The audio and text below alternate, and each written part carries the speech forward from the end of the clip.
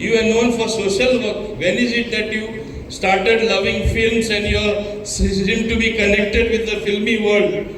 My film story and connectivity with the film world goes as back as 75 to 77.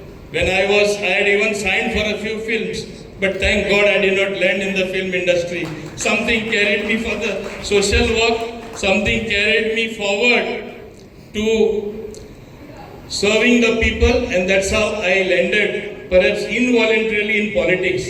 But I have enjoyed every moment. The love and affection that I have got from the people made me continuously elected for 7 terms. It's not a joke. I thank my people. I thank my karyakartas and everyone who contributed towards that, particularly my voters. Majority of them perhaps thought that I am worth my salt. I should be elected again and again. And I hope to serve them for a very long time in the future as well.